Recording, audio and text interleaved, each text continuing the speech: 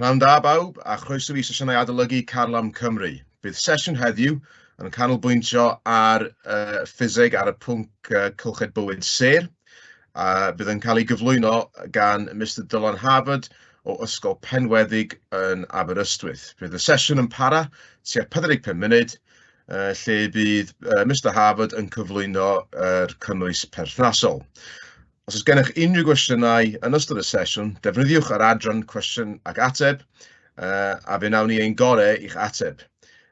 Fe welwch chi bod dolen yn yr adran cwestiwn ac ateb.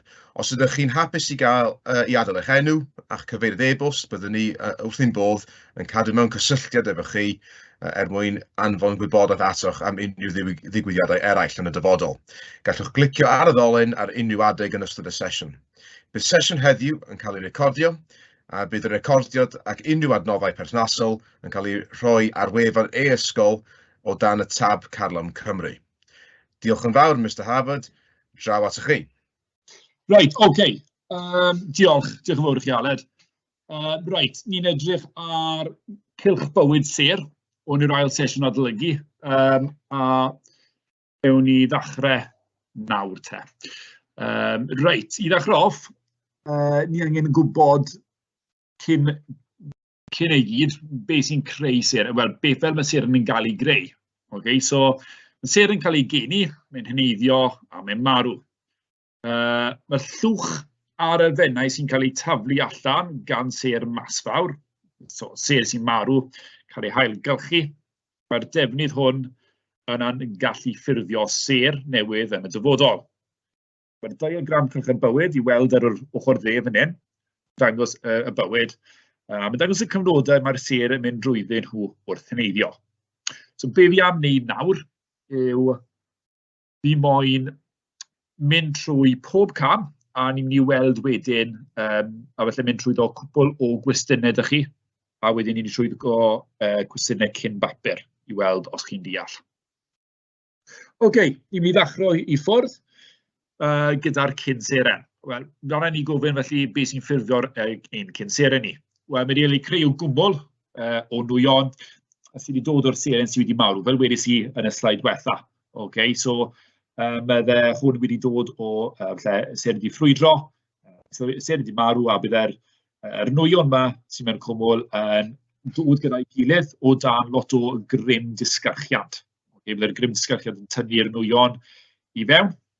A bydd hyn yn ffurfio ein cynseren ni. Yna, o gylyniad i'r cynnydd yn y tymheredd, bydd y masiad niwcleo yn digwydd.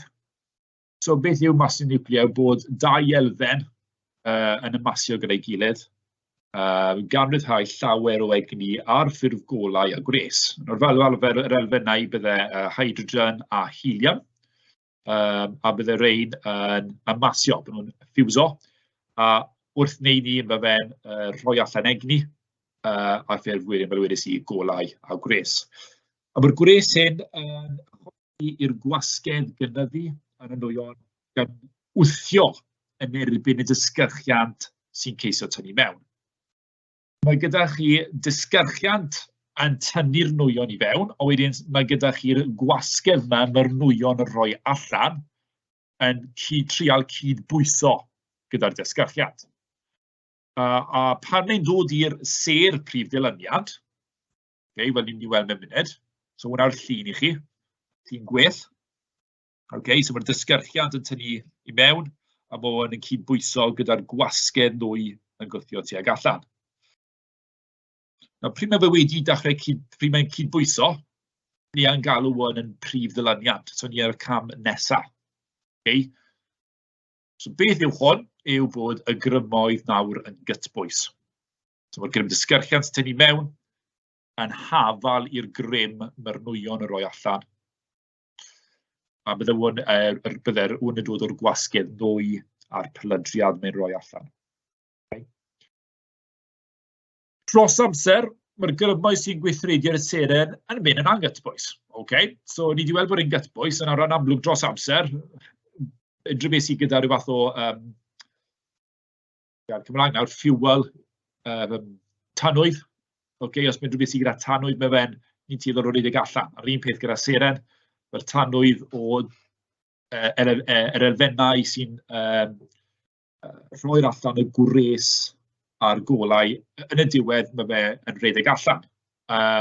A felly mae'r grymoedd nawr yn dechrau mynd yn anghytbwys. Ble ar un rhan oedd e'n gytbwys, mae'n nawr yn dechrau mynd yn anghytbwys. Mae un yn fwy na'r llall. So beth sy'n dechrau digwydd, mae'r grymoedd ysgyrchian tuag i mewn yn llai na'r grymoedd gwasgedd plydriad tuag allan. A beth sy'n digwydd yw mae'r seren yn chwyddo ac yn oeri.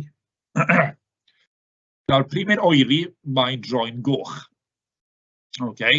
So mae'r ser a mas uchel yn ffurfio gorgewri coch. Ac mae'r ser a mas isel yn ffurfio cewri coch. Mae'n rhywbeth i heb weid eto, mae fe'n dibynnu ar mas y seren, pa llwybr mae'n cymryd. Os mae'r mas yn isel, mae fe'n cymryd un llwybr, a wedyn os mae'r mas yn uchel, mae'n cymryd llwybr arall. Byddai'n hael ni gyda mas isel. So mae'r ser a mas uchel yn ffurfio gorgewri coch, wedi dod o'r ser prif ddilyniad. A wedyn mae'r ser a mas isel yn ffurfio cewri coch. So hwn yw'r cam nesaf. A fi'n mynd i roi dyle fod cylchoedd yn dod o gwmpas y cam. So dyna ble fi fyna, ble mae'r grymoedd wedi mynd yn anghytbwys. Dibynnu ar y mas, mae'n pinnau'n ffurfio cawr coch, gorgawr coch. Beth sy'n digwydd nesaf? Mae'r grymoedd nawr yn mynd yn anghytbwys. Pan nad oes llawer o hydrogen ar ôl, mae'r seren dechrau amasio heliwm ac yn elfennau trymach a thrymach i gynnal yr amasiad. Pan mae haearn yn ffurfio yn gyrraedd y seren, mae amasiad niwclear yn stopio. A mae'r seren yn cyfangu o dan ei ddisgyrchiad. So mae'n meddwl nawr bod yr tanwydd nawr wedi rhedeg allan. A dim ond haearn sydd ar ôl. Mae elfennau eraill yn cael eu ffurfio yn ystod y gwasgedd yma sydd wedi bod yn digwydd gyda'r elfennau. Yn i ddim yn hwnna mewn manylder, ond jyst i chi gael gwybod bod haearn yn cael ei ffurfio. Unwaith mae haearn yn ffurfio, mae'r amasiad niwclear yn stopio. A mae hwnna wedyn yn achosi i'r seren gyfangu o dan ei ddisgyrchiad. Mae'r disgyrchiad nawr, mae'r grym disgyrchiad yn fwy na'r grym y gwasgedd oedd y nwyon yn rhoi allan a'r golau. So mae'r disgyrchiad nawr yn ennill y dydd. Nawr, eto dibynnu ar y mas. Mae cewri coch yn dymchwel i ffurfio seren corach, gwyn, sy'n oeri'n raddol dros amser. Ond mae gorcewri coch yn dymchwel yn gyflym a mae'n cynnyrchu ffrwydrad enfawr o'r enw uwchnova. So mae hwnna'n dibynnu'n llwyr ar ei fas. Mas isel, mae'n ffurfio corach gwyn, ond os mae fe'n mas uchel, mae'n dymchwel yn gyflym. Oherwydd mwyaf yw'r mas y fwy o ddisgyrchiant bydd e gyda fe, ac felly bydd hwn yn achosi uwchnova. Chi weld, fi roi cylchoedd o gwmpas, ble fi'n siarad. Bydd chi'n cael gweld yn y diagram pa ran i fi'n siarad am. Mae gorgewri coch a mas uchel yn ffurfio ser niwtron. So ni nawr ar yr ochr dde, ni wedi mynd o'r uwchnova a beth sydd ar ôl. Y ser niwtron, lle mae'r craidd y gorgawr tua 1.5 gwaith mas yr haul, sy'n plefi, mae'n enfawr, a wedi dymchwel i ddarn o ofod a radiws o tua 12 km. A wedyn mae'r gorgewri a mas uchel iawn yn dymchwel a chymaint o rym, nes ei bod yn ffurfio tyllau D. A pwynt mas sydd mor ddwys, nes bod cymaint o rym disgyrchiad ganddo, nes bod hyd yn oed golau yn medru dianc o'i arwyneb. Nes i dangos chi effaith y crym disgyrchiad, mae fe hyd yn oed yn atal golau rhaid dod allan. Okay, so eto, cylch o gwmpas, ble ni'n siarad. Okay, so mae'r adwan yn wir am y rai sydd gyda mas uchel. Okay, eto, dybynnu ar y fas. Mae'n pinau ffurfio sera niwtron, neu mae'n dod yn twll di. So, wrth i'r ser yn dymchwel ar uwchnofa yn ffrwydro, mae'r elfennau trymach na haearn, fel wraniwm, yn ffurfio ac yn cael ei bwrw allan i'r gofod.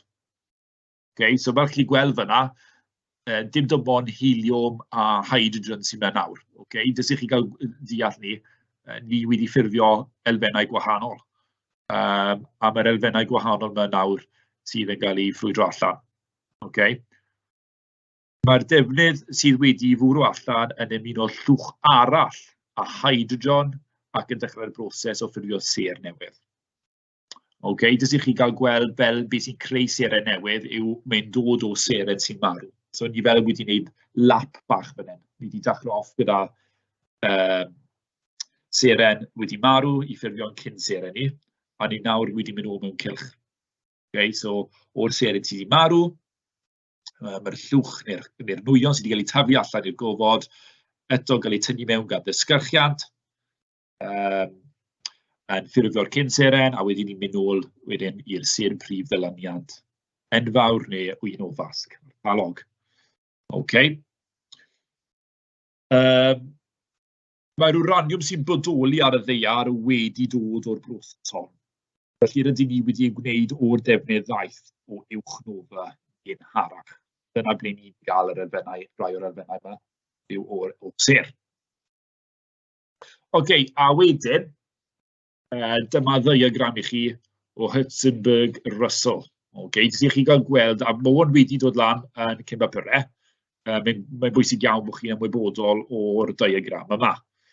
Fel chi'n gweld, mae tymheredd yn mynd ar hyd y chelyn X, a wedyn ni gyda goleiedd yn mynd lan y chelyn Y. So fel chi'n gweld fyna, dys rhyw darlun gloi o paun sy'n dwymach. Hwnnaw'r dyle hwnna'n mynd â chi'n ôl i falle, bod chi'n blwyddyn 7, os chi'n meddwl am bod chi'n wario gyda gwlysogydd Bunsen, byddwch chi'n troi'r tap nwy ar agor, fflam glas, hwnna'r un poetha.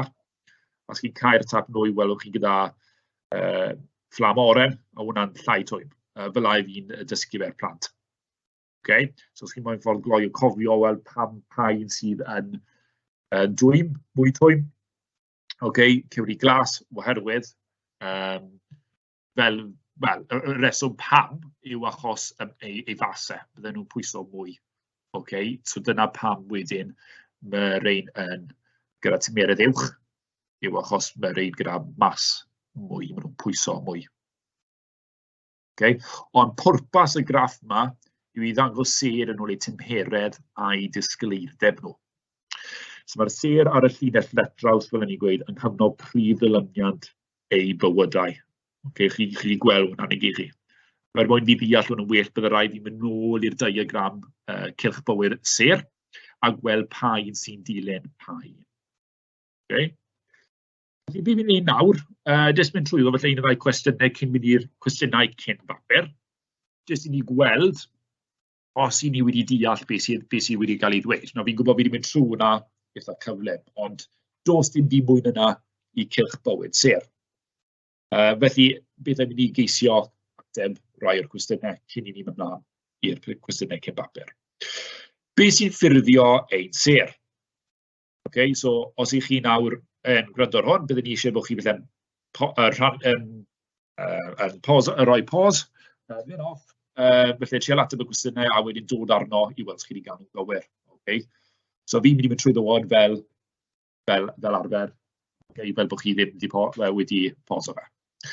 Beth sy'n ffurfio ein ser? Wel, ser masfawr sy'n marw yn gallu cael ei ailgylchu ac mae'r defnydd o'n hwnna'n gallu ffurfio ser newydd o dan grym disgyrchiant. Okay. So, fel wedes i, yr nwyon ma'n cael ei tynnu mewn o dan disgyrchiant. Mae hwnna yn y diwedd yn ffurfio'r cynseren. A wedyn, beth sy'n ei ddim yn mewn i'r cam nesaf, ond gewn ni weld nesaf, achos dyna yw'r cwestiwn nesaf. Beth sy'n y digwydd pan fod seren yn y cam prif dilyniant? Wel, mae'r grymoedd arnynt yn gytbwys.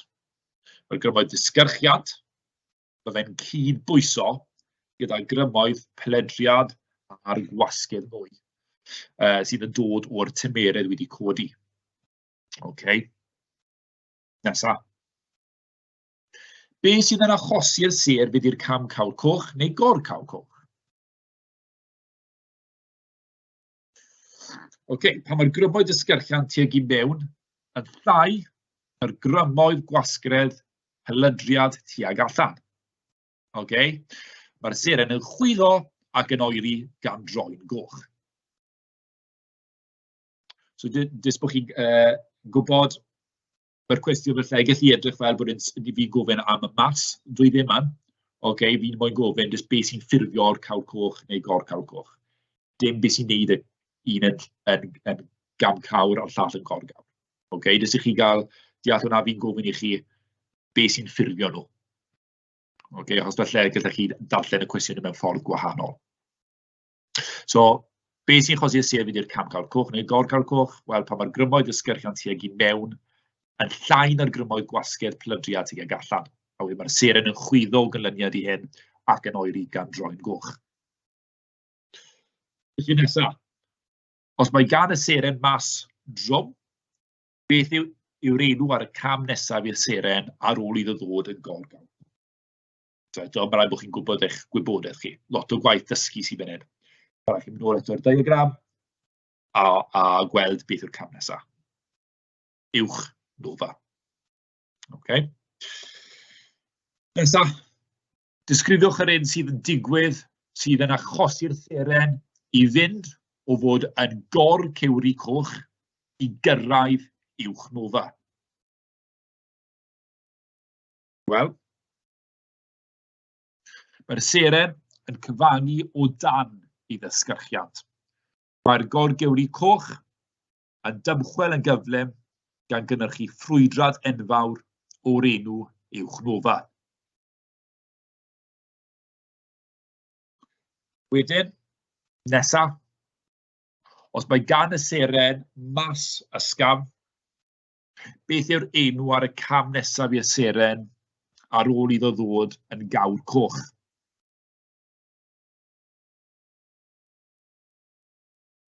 Corach gwyn. Okay, felly mae rhaid bod chi'n mynd nôl i'r diagram fel wedys i gynnau i ateb lot o'r cwestiynau yma yn amlwg, felly bydd y cwestiynau cyn bapur ddim cymryd fel hyn, ond mae'n dda bod chi yn gwybod eich gwybodaeth chi. Bod chi'n gwybod beth sy'n digwydd yn bob cam a beth yw'r cam yn ôl ei dilyniant. Okay. Right. Da, fi cyn i hynny'r dau ola cyn i symud ymlaen. Beth sydd yn ffurfio tyllau di? Wel, seren gyda mas uchel iawn yn dymchwel a chymaint o rym. Okay, so hwn oedd y cam ola. Bwysig chi cofio hwn, okay, bod mae'n dibynnu ar eto y mas uchel iawn, a bod y grym grym disgyrchiad mor gryf, okay, bod hyn yn, wel, a fi ddim ateb hwnna, achos fi'n credu fi'n ateb y cwestiwn nesaf. Beth sydd yn atal golau rhaid dianc pan mae twll di wedi ffurfio? A byddwn ni wedi rhoi'r ateb fyna, os byddwn ni ddim wedi stopo, disgyrchiad. Okay? Jyst bod chi'n cael gweld bod y ddau cwestiwn yn mynd gyda'i gilydd. Okay? A mae hwnna'n dangos pa mor gryf yw'r disgyrchiad, os byddwn chi'n stopo golau hyd yn oed allan. Okay, ni'n mynd i fynd drwy'r cwestiynau cyn bapur. Okay, ar y ran yma. So, jyst i chi gael gweld nawr fel bydd y strwythura'r cwestiynau a wedyn bod chi felly yn mynd i ffwrdd, ceisio ateb nhw, a wedyn dod nôl arno i weld os chi wedi cael un iawn. Okay, so, cwestiwn cyntaf fi wedi rhoi lan yw y cwestiwn ar y diagram yna. Lot o enwau gwahanol fan hyn ar y sêr.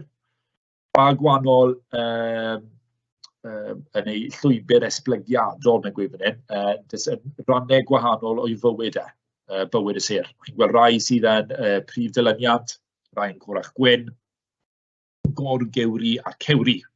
Eto cofiwch yr un reol goleuedd sydd yn mynd i fyny a'r tymheredd ar wyneb sy'n mynd yn llorweddol. Okay.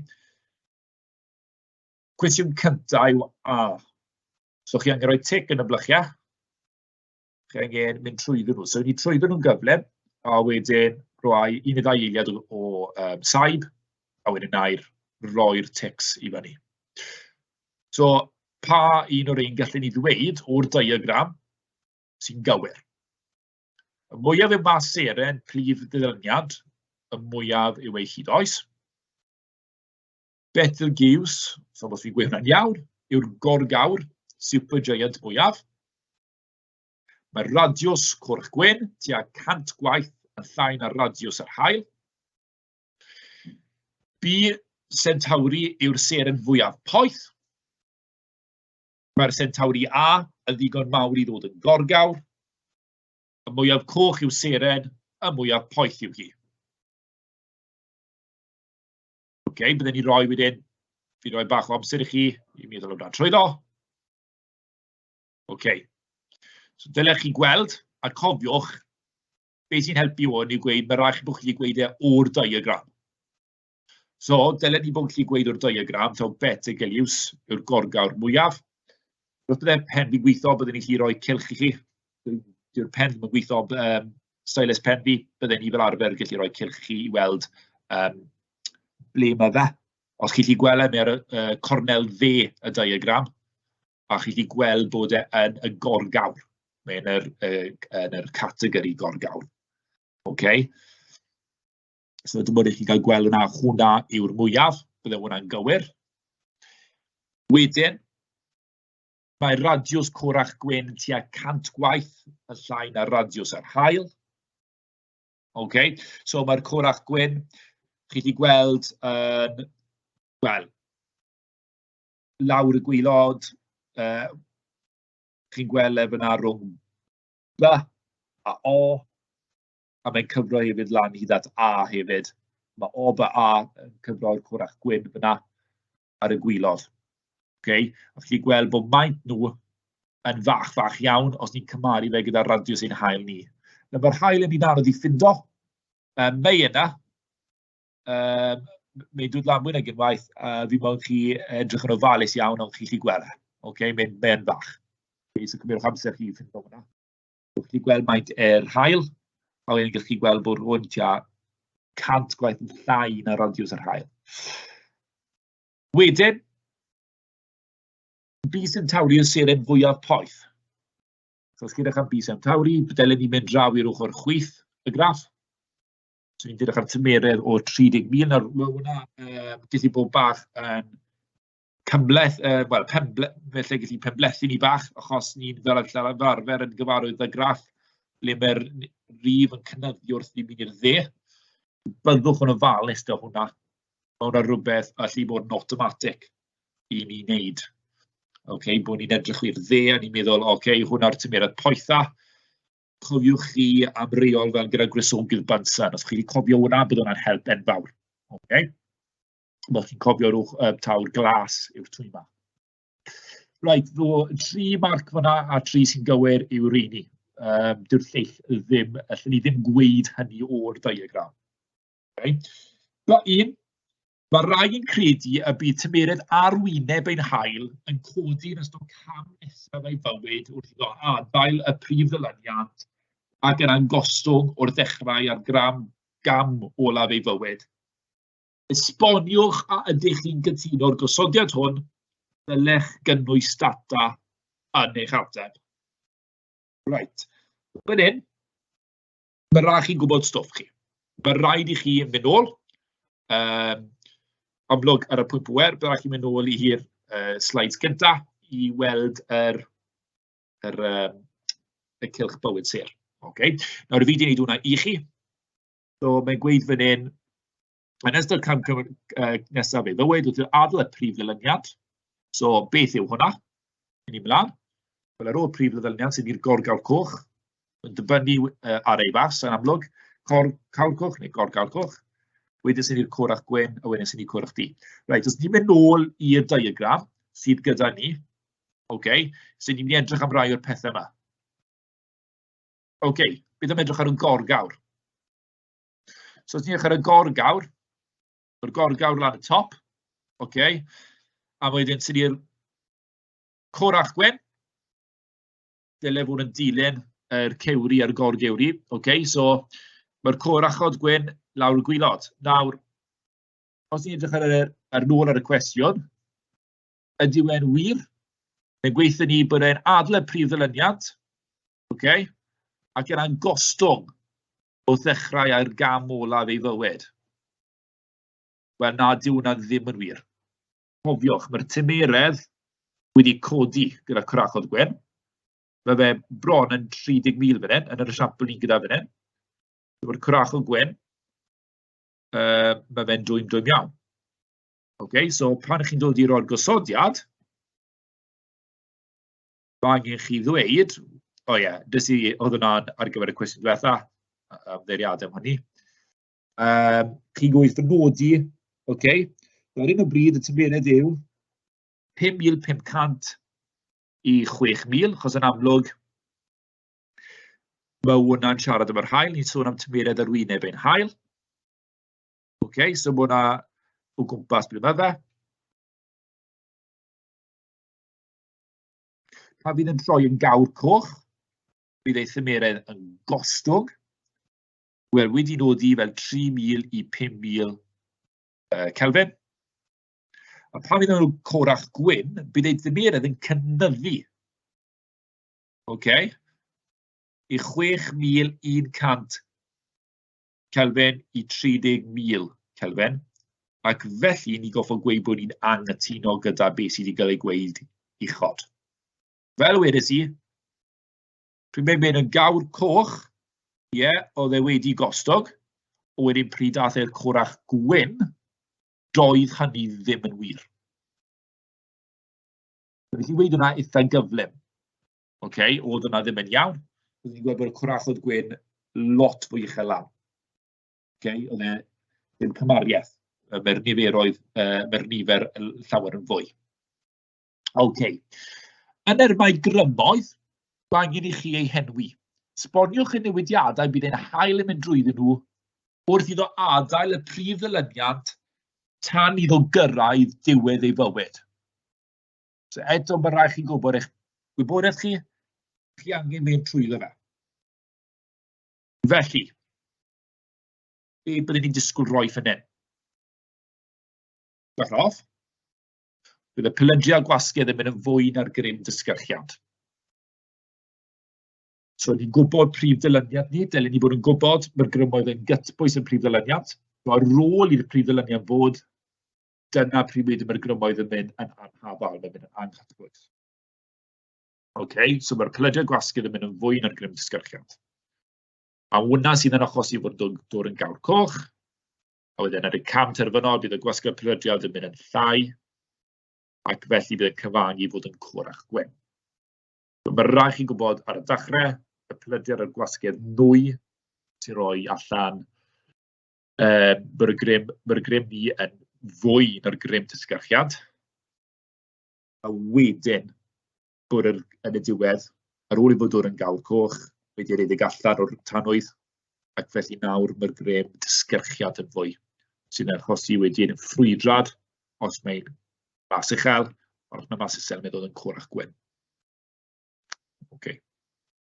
Rhaid i mi symud ymlaen i gwestiwn nesaf. So, mynd i dal ar yr un cwestiwn.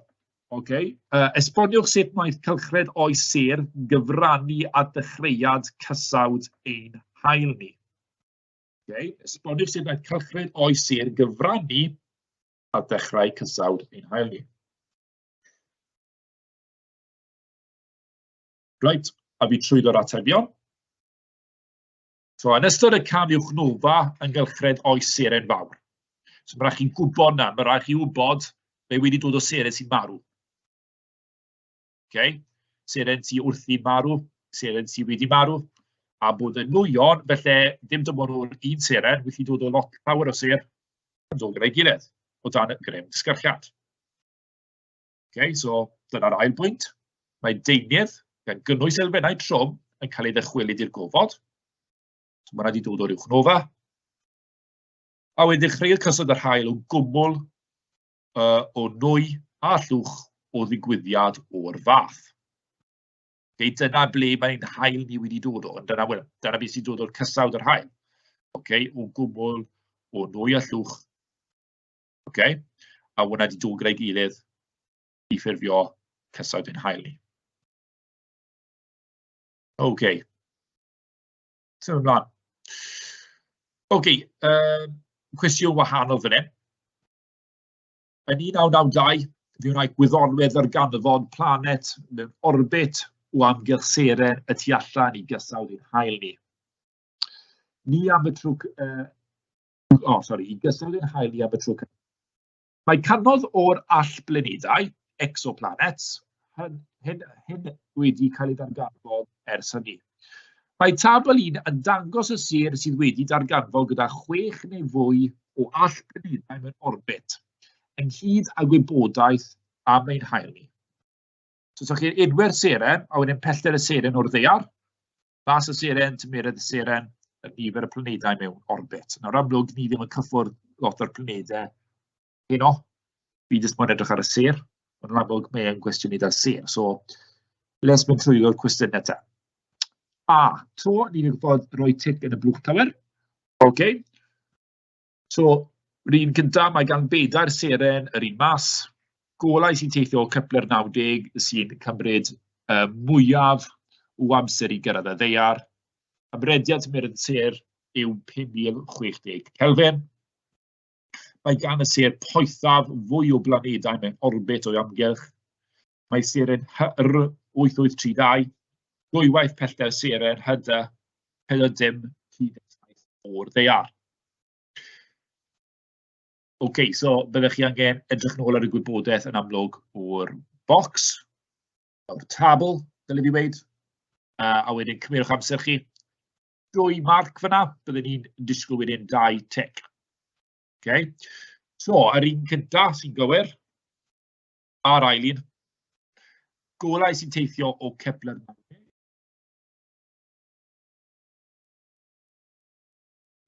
Yn cymryd mwyaf o amser i gyrraedd.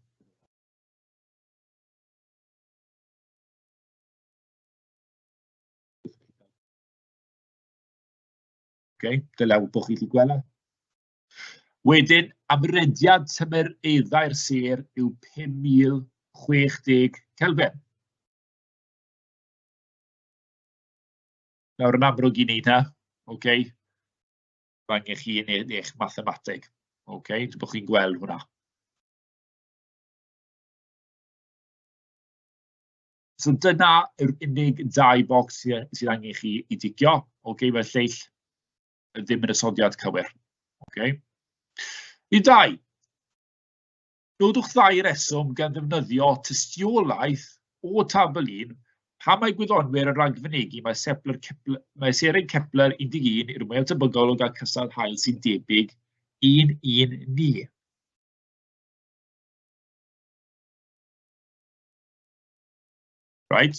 So fi'n bydru'r ateb. So, pam? Wel, os ni'n edrych ar y mas, mae'n debyg iawn. Fe ddim yn union, ond mae'r mas yn debyg i ni. Os chi'n mynd i'r ail golofn, gyda'r yn hael, mae'n 1. A wedyn mae'n 1. A hefyd ar tymeredd mwyaf tebyg. So mae'r hael eto yn 5770, a mae Kepler 11 yn 5680. So mae'n y debygrwydd. Fyna, dyw e ddim yn union yr un peth, ond mae fe fwyaf tebyg. So dyna'r 2 darn o wybodaeth ni chi rhoi i wei fel mae'n debyg i ein seren ni. Wedyn gyda ba, dydy hi ddim yn bosib darganfod all planedau uniongyrchol oherwydd dydyn nhw ddim yn allynu eu golau eu hunan. Un dull o'i darganfod yw edrych am ostyngiad bach ar y ddwysydd golau o'r seren. Mae hyn yn digwydd pan mae all blanet yn pasio o flaen y seren yn ystod ei horbit. Yr enw ar hyn yw croesiad. So chi seren, so chi'r allblaned. Yr cwestiwn gyntaf mae'n gofyn yw, pam mae'r arddwysedd golau sy'n cael ei ddarganfod yn lleihau yn ystod croesiad? Fe roi amser chi ateb fyna. Right, mae'r allblaned yn rwystro, neu amsugno peth o'r golau o'r seren. So byddai'n achosi bach o eclips. Fi'n modd chi'n meddwl am yna. Yn amlwg, dyle hwnna'n ei synwyr. Byddai'r allblaned yn rhoi orbit o gwmpas y seren. A chi gweld wedyn pan mi o flaen y seren, byddai'n rwystro bach o'r golau.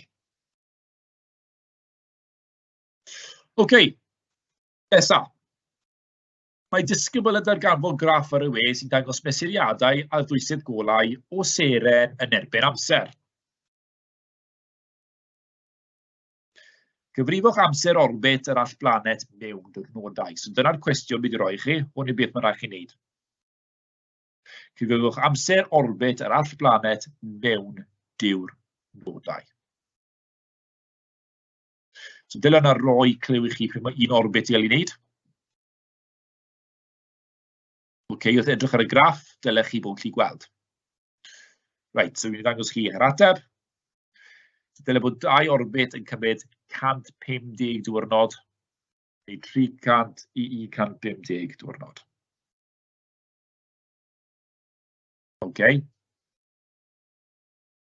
Dyle yna gallech chi gwneud sens o hwnna, bod chi'n gweld bod yr arddwysedd golau yn lleihau. Fe hefyd yn neud ar 75. Un orbit, a wedyn 150, wedyn to. Fe'n neud 225, a wedyn ni o gwmpas 300 wedyn. So mae'r amser yr orbit yr allblaned mewn diwrnodau. So ni'n gwybod bod 2 orbit yn cymryd o gwmpas 150 diwrnod.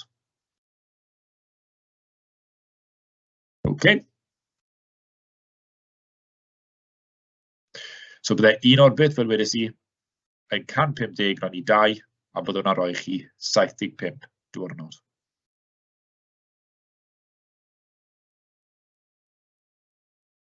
Bydd yn yr aroliad yn cymryd 75 i 78. Bydd chi'n cael gwybod ni. Gret. Mae'n gwmpas 6 munud i fynd, newn ni symud ymlaen i'r cwestiwn nesaf. Y tabl 2, ni dal ar yr un cwestiwn, ond i'r cap. Mae tabl 2 yn dangos data sy'n mynd i casglu am bob allblaned sy'n mynd orbit o amgylch y seren o'r enw Kepler 11.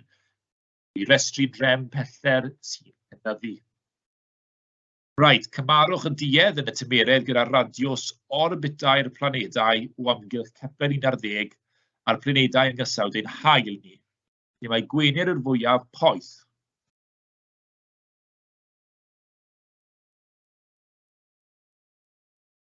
A fi'n trwy'r ateb. So, yn y ddwy system, mae'r tymeredd yn gostwng wrth i'r pellter radiws orbit gen y fi. So, mae rhaid chi mynd ôl at y tabl i weld hwnna. So, yn y ddwy system, mae'r tymeredd yn gostwng wrth i'r pellter radiws orbit gen y fi. Ond, yn cysawd yr hael, Gwener yw'r ail blaned, ond y blaned boethaf. Gallech chi gweud merched yw'r blaned gyntaf, ond nid y blaned boethaf.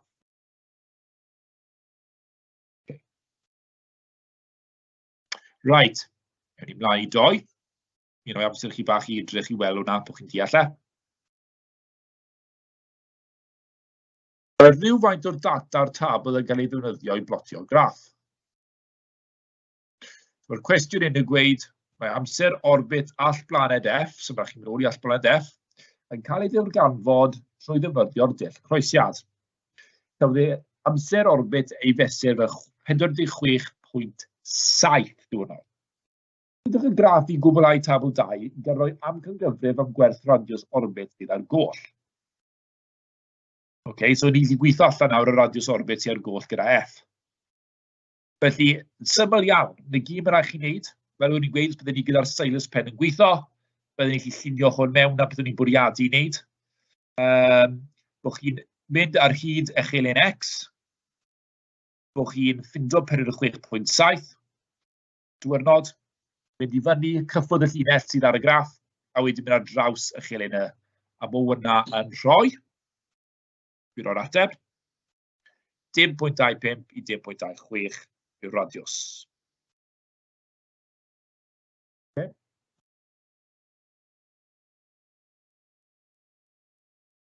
Right. A na i trial orffen ar y cwestiwn yma.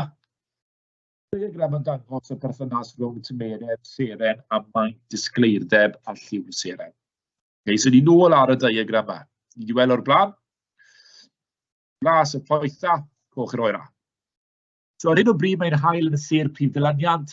Y ser prif ddylaniad yn cynhyrchu egni trwy ymasiad hydrogen gan ffurfio heliwm.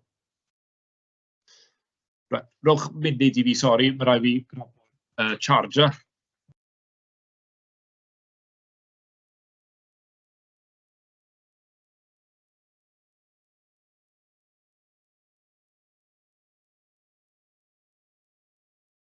Ymddeiriadau. OK. So, fel chi'n gweld ar y cwestiwn, OK, ar un o bryd mae'n hael yn ser prif ddylaniad, mae'r ser prif ddylaniad yn cynhyrchu egni trwy masydd hydrogen gan ffurfio heliwm. Mewn ser yn sefydlog, mae'r broses ymasiad yn cynhyrchu gwasgedd tuag allan. Cyfuniad o wasgedd nwy a gwasgedd pledriad. Sy'n gyd bwyso'r grym dysgyrchiant yn union. Nawr, fel chi'n gwybod, ni'n gwybod hwnna, bod ni nawr yn seren prif ddylaniad prif maen nhw yn hafal. Mae'r llinell trwchus abaca yn dangos y newidiadau fydd yn digwydd i'r haul pan fydd yn dod i ddiwedd ei fywyd. A nodwch un ffordd mae'r seren sydd wedi labelu'n X yn wahanol i'n hael ni ac yn debyg i'n hael ni. Rwy'n eiliad fyna i'ch ateb. Right, i'r o'r ateb. So, dylai fe fod yn twymach, mwy o faint, goleiach, mae'r lliw yn wahanol. Okay. So, edrychwch ar y graff, ewch nôl i fe. A chi gweld, i'r diagram fel fi wedi yn graff, chi'r diagram a chi gweld bod yna wahaniaeth. Ond hefyd, mae'n debyg i'r hael ni, fel mae'n debyg. So, fi'n mynd i'r o'r ateb. Mae'n sefydlog, mae'r grymoedd yn gytbwys, a hefyd hydrogen yn ymasio mewn y prif dylaniad. OK, so mae'n gweithio chi fyna bod yn yr un betai. OK, so mae'n y cam prif dylaniad. Dyna fel mae'n debyg. OK, diolch yn fawr am eich amser. Dyna gyd i fi o fi heddi. Gobeithio mae'r pwynt pwer wedi helpu a bod chi edrych nôl i weld os a falle testo chi'n gwirio i gweld os chi'n gael yr atebion yn gywir i byd o. Diolch yn fawr.